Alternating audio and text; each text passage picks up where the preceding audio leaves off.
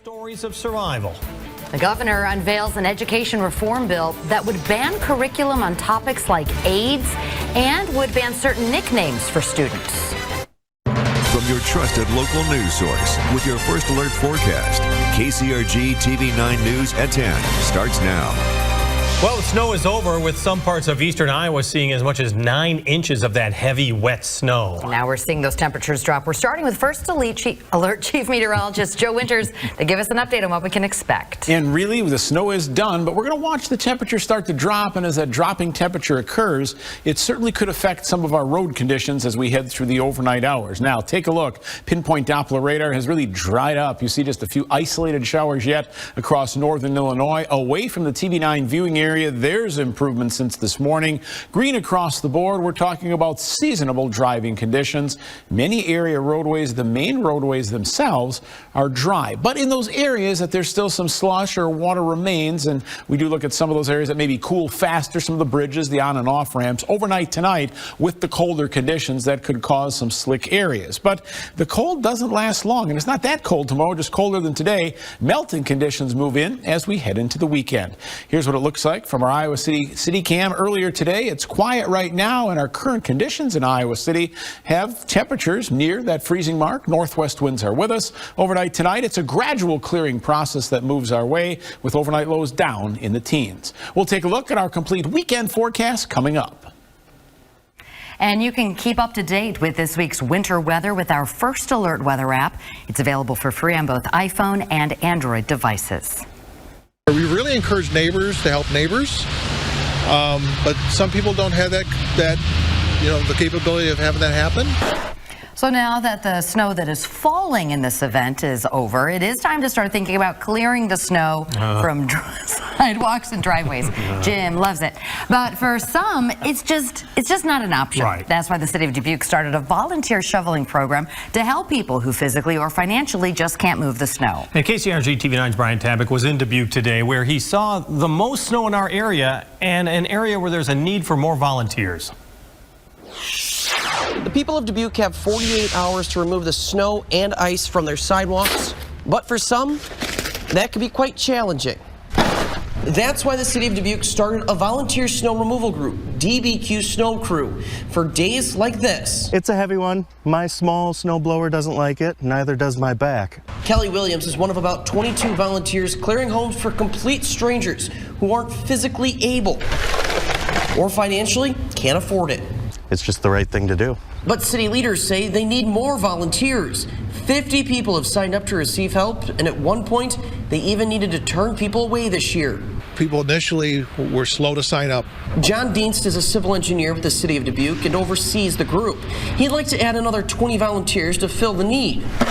People like Williams, willing to help others with work around their house that they otherwise couldn't do themselves. Helping others. I'm here to serve. That's about all I got. Dienst also asks you to watch out for your neighbors and maybe lend them a hand if you see them struggling, especially with how much snow we got. In Dubuque, Brian Tabak, KCRG-TV 9 News. People in downtown Iowa City might have to change where they park their car overnight. Crews downtown will begin snow removal starting at 2 in the morning. They say vehicles parked in tow-away zones will be removed. And towing will impact the streets you see on your screen here: Prentice Market, Madison Gilbert Church, and North Clinton. The city says vehicles can be moved to a downtown parking ramp. Tonight, the death toll is more than 21,000 in Turkey and Syria following the massive earthquake earlier this week. Now, that number was just 12,000 last night. It happened, the epicenter, near the border of both countries early Monday morning when many people were asleep.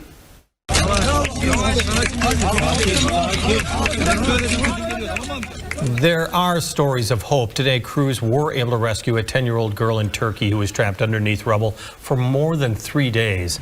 It took 7 hours to get her out of there. But stories of survival are becoming fewer as the days go on. In Turkey, crews built a makeshift morgue.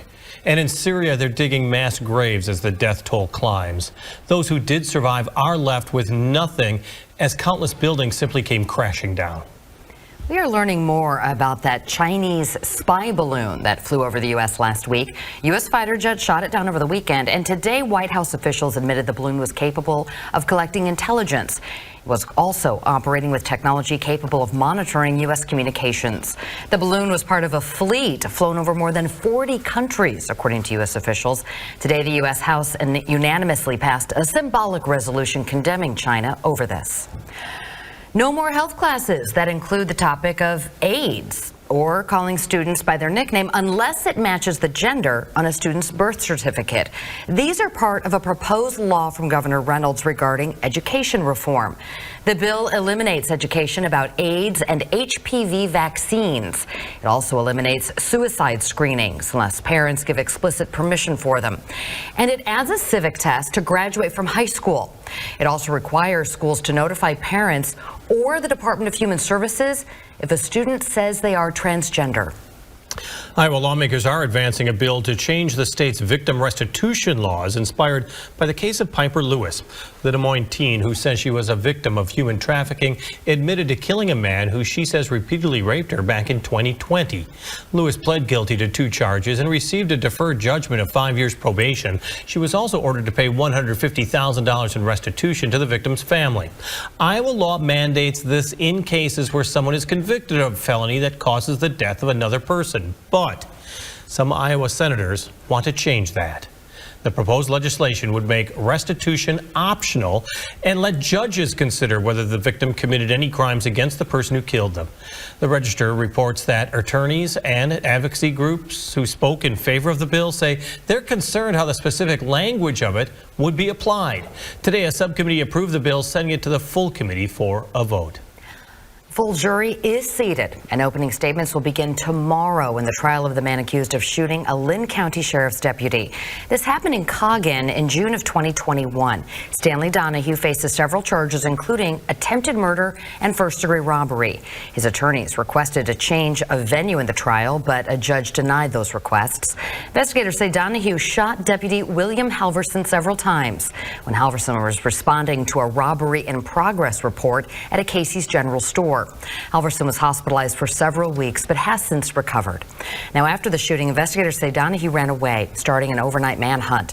That ended the next day when a TV9 news crew spotted him walking along Highway 13 near Coggin. Now, if he's convicted of all charges, he faces up to 112 years in prison. TV9 will have coverage of the trial proceedings.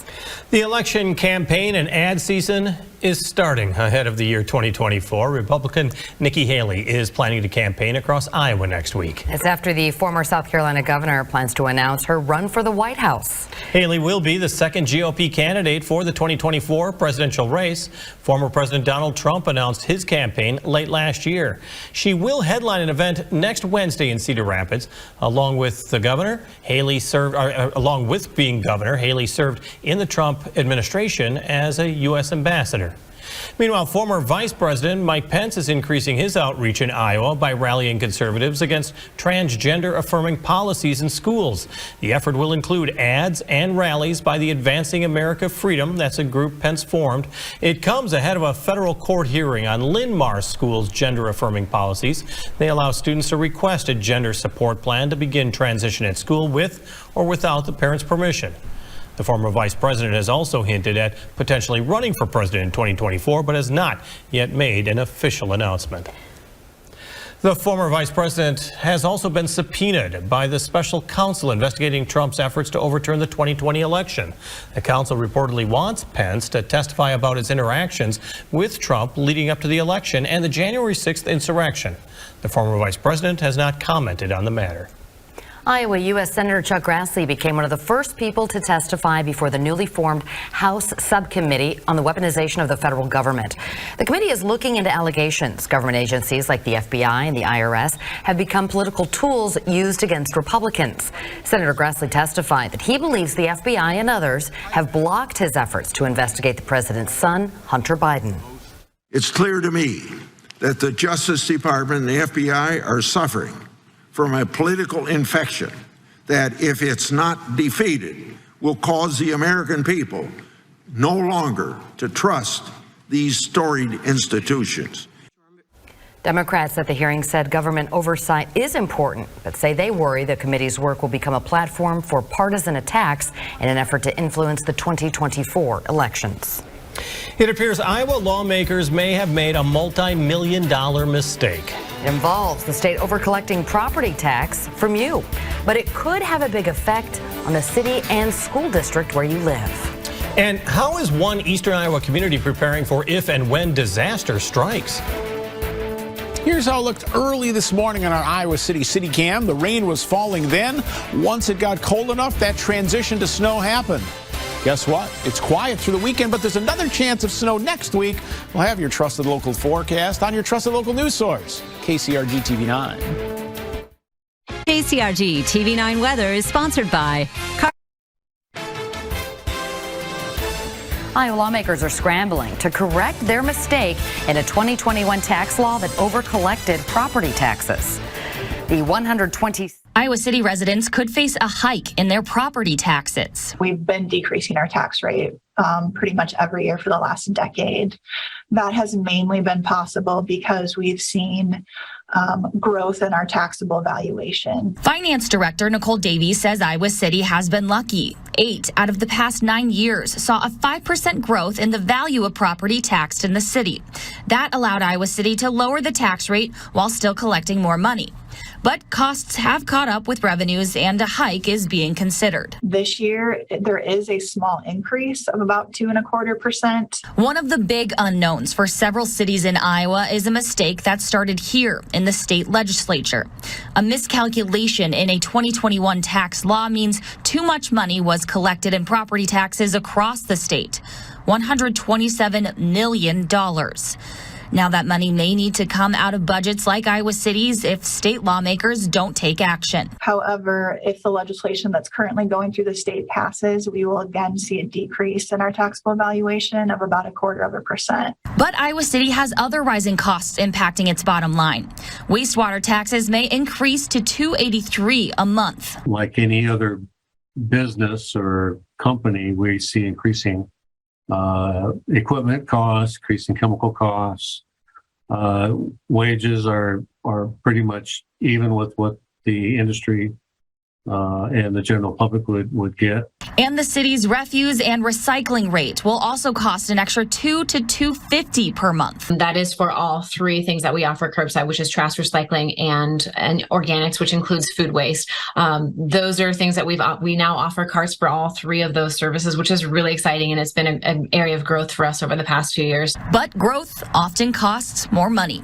The Iowa City budget will be set this March. In Iowa City, Libby Randall, KCRG-TV 9 News. And it's not just cities dealing with budget issues. The Des Moines Public School District proposed reducing its teaching staff because of declining enrollment. The largest district in Iowa says it would reduce it by 2%. They also plan to reduce support and central office staff each by 5%. Another part of the budget means reducing operations and closing underutilized buildings. The Marion City Council approved a strategy to respond to natural disasters that might hit in the future. The city approved both an emergency operations plan and continuity of operations plan. Now, these plans will provide a framework for local officials to work with everyone from the county to the federal levels. And now, in the event of a natural disaster is when this would come into play. The fire chief said these plans will allow things to run more efficiently and allow them to better help people affected. To help the community be more prepared, and it really sets up local government to work within the county's plan to help take care of the community faster and better.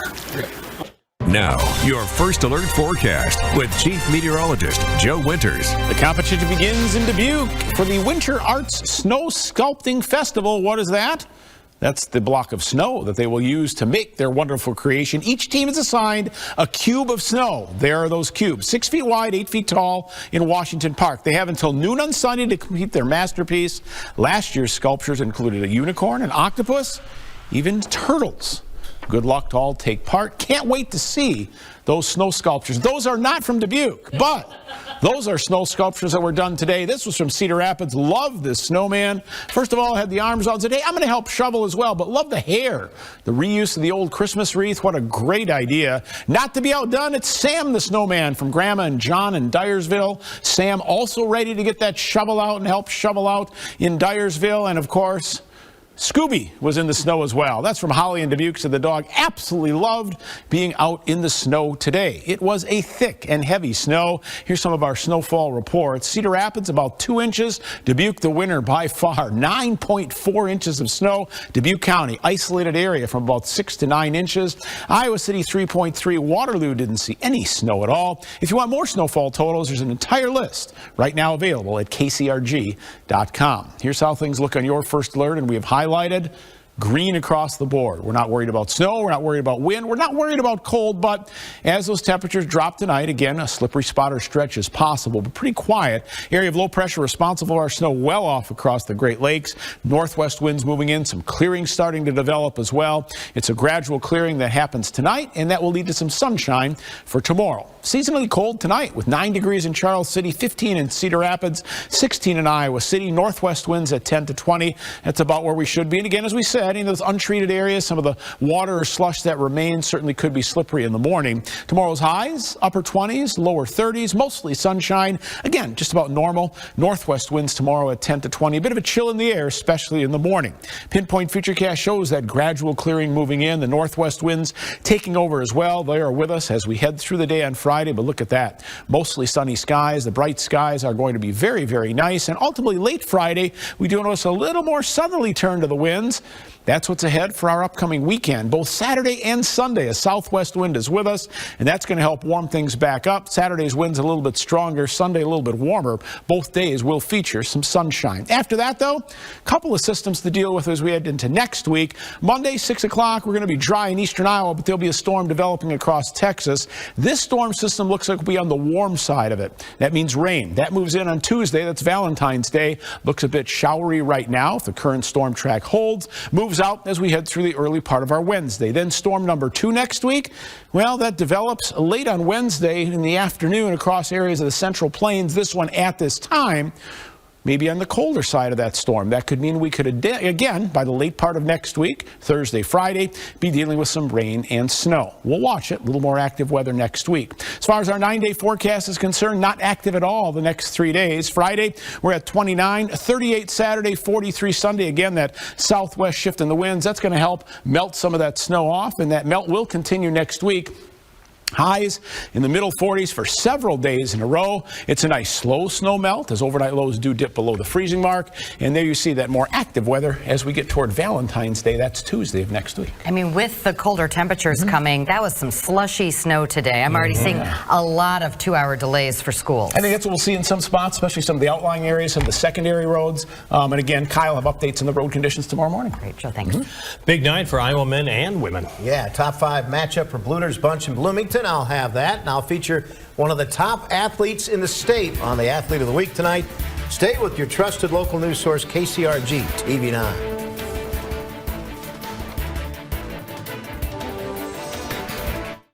All you couch potatoes can slim down, lose weight with... Now, KCRG-TV 9 Sports with Scott Zabel.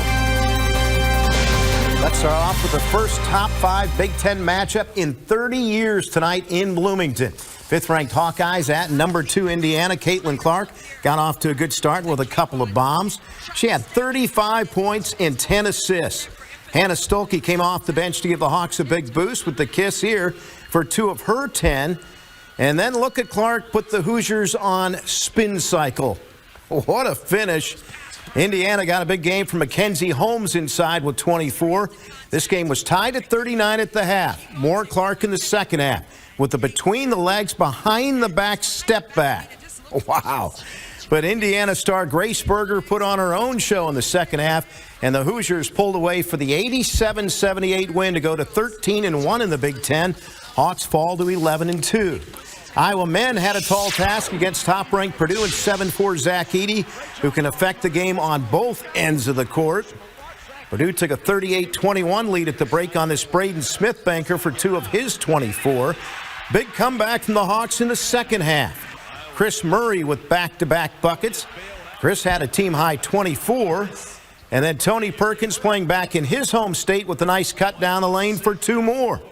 Hawks kept chipping away. This Peyton Sanford 3 cut the lead to 70-60. And then Patrick McCaffrey finishes the break with the hoop and harm. And Iowa cut the lead to 6 before Edey went back to work with the flush. He had 14 points, 14 boards. Boilers pull away late for the 87-73 win. Iowa falls to 7-6 in the Big Ten. Finally, it's time for another edition of the KCRG-TV 9 Athlete of the Week, sponsored by Cedar Rapids Toyota. 6'2" junior Preston Reese is a generational athlete at Monticello High School. The future Hawkeye football player can do it all, scoring 41 touchdowns with almost 4,000 yards last season. And he's doing the same thing in the gym, dominating. Reese is averaging over 24 points and 18 rebounds a game for the Panthers. But then again, he doesn't care about stats. I don't like thinking about them, just try to set that aside and just worry about playing the game hard and trying to get the win, and, that's what matters. What sport do you enjoy most, football or basketball? Oh, whatever's in season. So you're going to miss basketball when you get to Iowa? Oh, of course. I'll miss it a lot. You won't maybe sneak over and play both? Well, I don't know. I might sneak over and play both occasionally. We'll see. You committed at an early age, just a sophomore, right, when you committed to Iowa in football? Yeah. Why so early? I just didn't want all the pressure. I didn't like all the attention, everybody coming in, there's a lot of schools coming in and, just bugging you, and it was just a good weight lifted off you that I just didn't need it. And you'll play linebacker, right? Yeah, I guess. Is that a position you like? Yep. Get to wreck people? Oh, yeah, that's the goal anyways. Yeah, I noticed you play a little football on the basketball court, don't you? Sometimes maybe. I try to play basketball, but sometimes you start playing a little bit more physical than maybe you should, but it happens. How about the shot where you're battling for it, threw it up in the air, and it goes in? It was all planned, I just threw it up there at the square and it went in, and it was all part of the plan. When Rinker was the Athlete of the Week, my grandson took him on in the slam dunk contest. Do you remember that? Yeah, I think I do know. Yeah, he beat him, my grandson. Oh, really? I think it was rigged. That's all right. Oh, so cute. We're not going to make you take him on today because it was probably rigged, all right? But I do want to see you throw a few down. Will you do that for us? Oh, of course. Aiden wouldn't have standed a chance. I told you he was a generational athlete. I was getting another great one. That is, he does not want all that attention. He is the opposite of me. He's like Jack Campbell. He's going to fit in well with the Hawkeyes. We're all the opposite of you. You would not fit in well with the Hawkeyes. Thanks a lot. I'm just kidding. I make friends She's a everywhere. team player. I'm just kidding. We'll be right back. Tomorrow is going to be a very nice day. Some schools, though, will be delayed because some of the ice that's out there, some of the secondary roads. Watch the bottom of your screen, especially tomorrow morning. 17 with sunshine as you're off to school. Sunshine as you come home, about 34 degrees. And a pleasant weekend ahead as well. Both Saturday and Sunday are well above normal with upper 30s and lower 40s. A bit of a snow melt. It stays dry with some southwest winds. Then a bit more active by the mid part of next week. That sunshine will look so pretty, but bundle up tomorrow. All right. Thanks so much for joining us for the news at 10. And we hope to see you again tomorrow. Have a good one.